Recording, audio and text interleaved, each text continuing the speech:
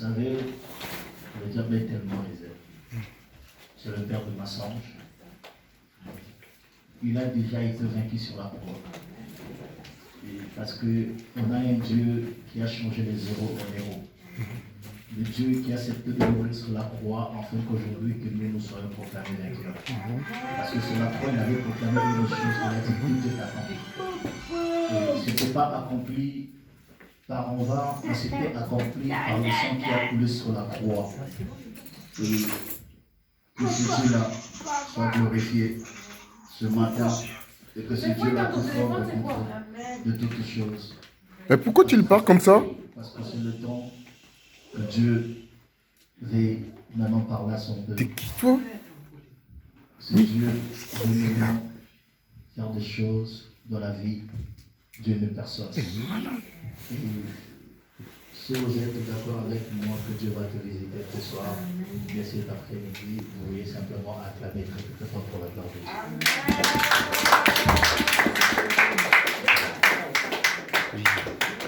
Vous savez, on est en train de parler depuis hier sur les 3 réalités du monde spirituel. Il y a certaines choses que les gens oublient, la réalité du monde spirituel existe. Toute chose, avant que ça soit fait aujourd'hui, ça commence d'abord dans la spiritualité. Et vous allez comprendre avec moi, la Bible dit dans Genèse chapitre 1, la Bible dit au commencement, lorsque Dieu a créé le ciel et la terre, c'était par le pensée de Dieu. En réalité, c'était quelque chose qui était esprit. Mais or, Dieu a pris quelque chose qui est esprit, il a rendu ça physique dans les yeux de tous. Mais la Bible dit que la terre, elle était informe et vide. Donc dans la terre, il n'y avait rien du tout. Mais vu que dans la terre, il n'y avait rien, et Dieu, il a déclaré. Donc en réalité, dans la spiritualité, le monde, elle était déjà là. Et or, Dieu, il a pris juste quelque chose qui était spirituel, il a rendu physique dans les yeux de tous en fait. Et c'est la raison pour laquelle vous allez comprendre que la Bible dit que et lorsque Dieu a créé le ciel et la terre, Dieu il a commencé à déclarer. Or, dans la surface, le Saint-Esprit de Dieu, il était en train de mouver. Or, la terre, elle était informe. Or, Dieu, il a pris quelque chose qui était informe pour donner la forme à quelque chose.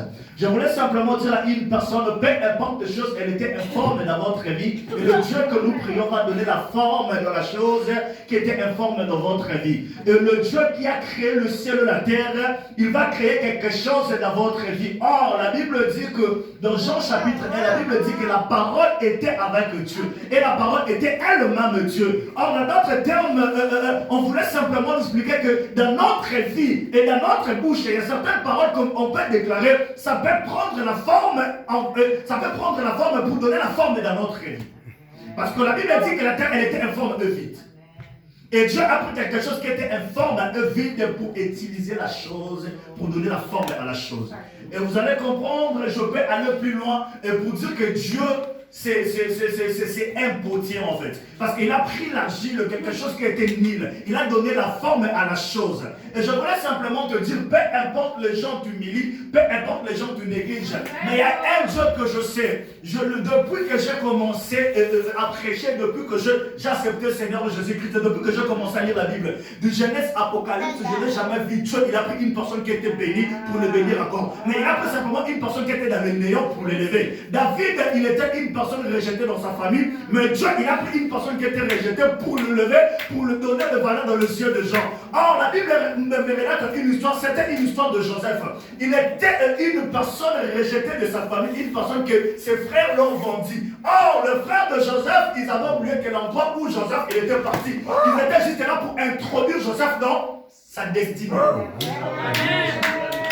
Les choses que vous êtes en train de voir actuellement, ce sont juste deux choses qui vont t'introduire dans votre destinée. Il n'y a pas de rêve sans la gloire. En réalité, le frère de Joseph pensait que si on avait dit Joseph, c'est fini. Mais en réalité, ils étaient là juste pour introduire Joseph dans sa destinée.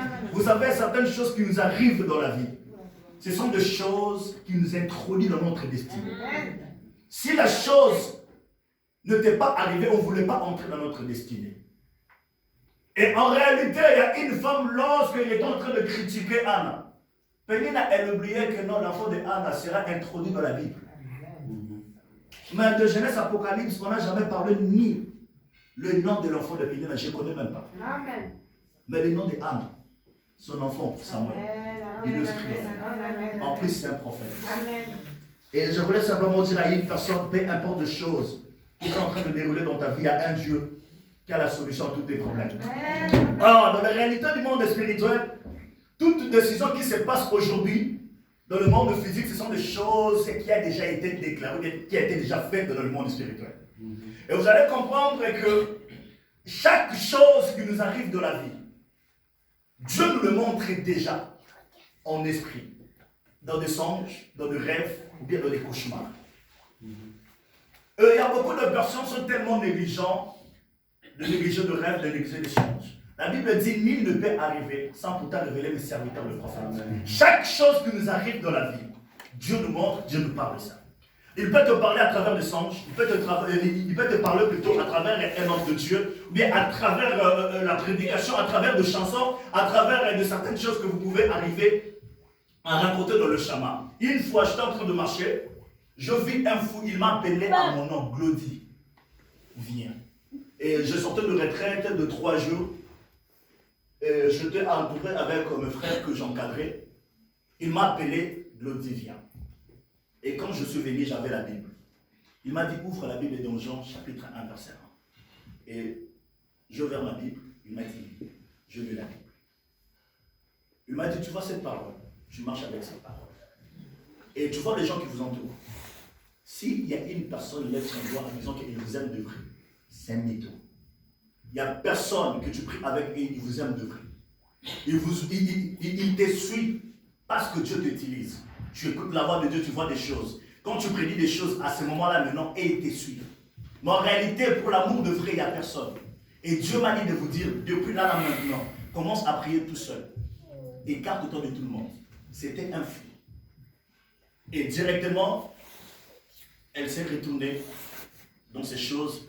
Il a pris le chama. Et j'ai eu des larmes aux yeux. Et je regardais les gens qui m'entouraient. Je dis, parmi vous là, il n'y a même pas personne qui m'aime de vrai. Donc vous me suivez juste par la grâce que Dieu a mis en moi. Et depuis ce jour-là que j'ai compris que non, lorsque la Bible dit que Dieu parle et tantôt il m'a dit tantôt il montre. Dieu peut parler à travers des songes, il peut parler à travers la prédication, il peut parler à travers de chansons, il peut aussi parler à travers même de films. Il y a d'autres films que nous regardons, ça peut édifier. Et tu peux aussi prendre des leçons dans cette film. Mais ce sont nous des hommes, nous négligeons certaines fois des songes. Et vous allez comprendre que Joseph, il avait eu une songe. Et lorsqu'il a pris les songes, et Dieu l'avait montré clairement des choses. Mais s'il était négligent de négliger son songe, mais Joseph ne voulait même pas entrer dans sa destinée. Or, nous, aujourd'hui, on a tendance à négliger les songes. Mais ce sont des choses vraies qui se réalisent dans notre vie. Il y a certaines personnes, Dieu ne lui parle pas comme un prophète. Et il y a certaines personnes que Dieu lui parle à travers des songes. Mais or, des songes, c'est le moyen qui ne tape jamais à côté. Parce que là, c'est Dieu lui-même. Il vient, il te dit des choses. Mais or, il y a certaines personnes, j'étais choqué de voir un homme de Dieu, papa, il a fait des ans, il ne rêve pas. Des ans. Je lui ai dit, est-ce que tu rêves? Oh non, je rêve plus. Pourquoi? Oh non, je ne sais pas, depuis qu'il y a un homme de Dieu, il avait prié pour moi. Je lui ai dit, tu sais, le jour que l'homme de Dieu, il avait prié pour toi, il avait pris des choses énormes. Donc c'est ça que je suis parmi les gens, je suis contre. C'est l'imposition de nous. C'est pas n'importe qui peut toucher ma tête. Si je ne suis pas convaincu, je te le dis ouvertement comme ça, je ne touche pas ma tête pris comme ça de blanc.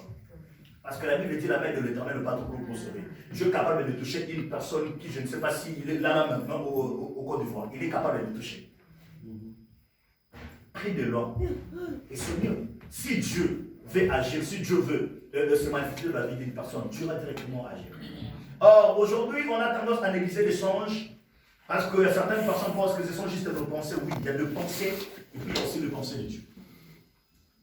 Il y a le pensée et aussi le pensée de Dieu. Or, on était en train de parler sur les 3 réalités du monde spirituel. Notre première réalité qu'on avait parlé hier, c'était invoquer. Or, par définition, on nous dit qu'invoquer, c'est de faire l'appel à une force supérieure.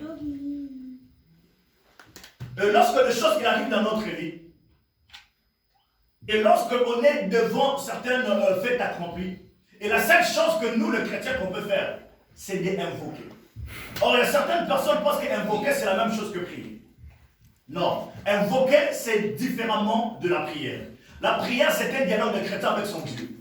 Mais invoquer Dieu, c'est de faire l'appel à une force supérieure. Or, vous êtes dans des cas difficiles. Quand tu fais l'appel à une force qui est supérieure à vous, du genre, je suis en train de me battre avec 5 personnes. Et je suis seul. Je n'ai pas la force à combattre 5 personnes. Or, la seule chose que je peux faire, je peux me retourner, je fais l'appel aux gens, ou bien je peux faire l'appel à mes amis pour venir me renforcer, pour combattre les gens qui sont devant moi. Or, nous, les chrétiens, on a tendance, lorsque les choses deviennent trop difficiles, on a tendance à prier.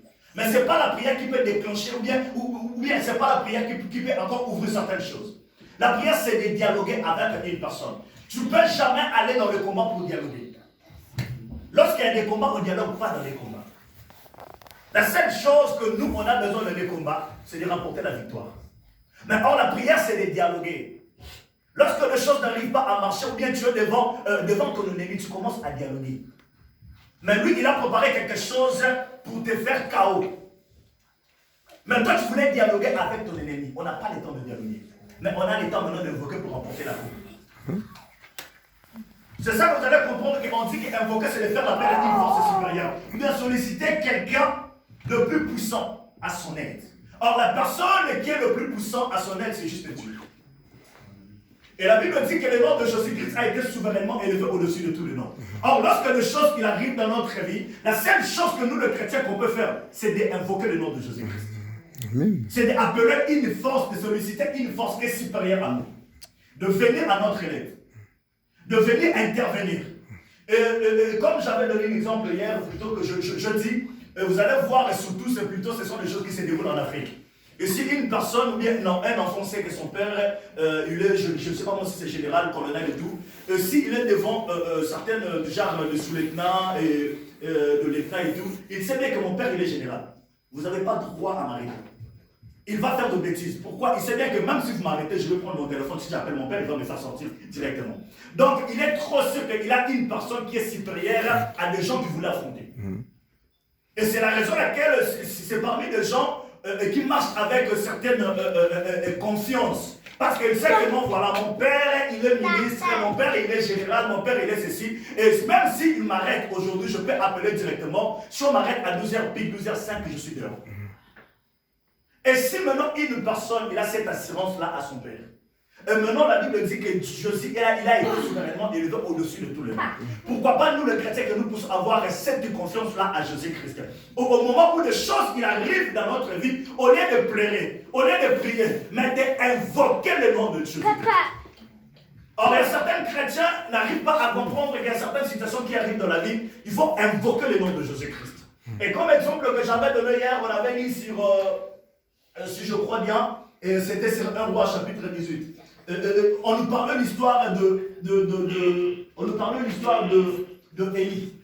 Et la Bible dit que lorsque le trouble est entré en Israël, Élie, Dieu l'a envoyé d'aller rapporter Akab. Et Élie a dit à Akab, faites transcender tous tes prophètes. Le 450 prophètes d'Abal et le 450 prophètes d'Astraté, de venir monter à la montagne. De monter à la montagne. Le Dieu qui va agir, ou bien le Dieu qui va se manifester plutôt dans le feu, c'est le Dieu que le peuple va suivre. Si c'est Baal, que le peuple d'Israël puisse aller derrière Baal. Et si c'est le Dieu de l'île, que le peuple puisse aller derrière le Dieu de l'île. Et vous allez comprendre que dans cette histoire, que le prophète de Baal, ils ont commencé à prier. Alors, le prophète de Baal, ils avaient oublié une chose. Dans le bataille de l'esprit ou bien dans le bataille de confrontation de l'esprit, on n'a pas besoin de dialoguer.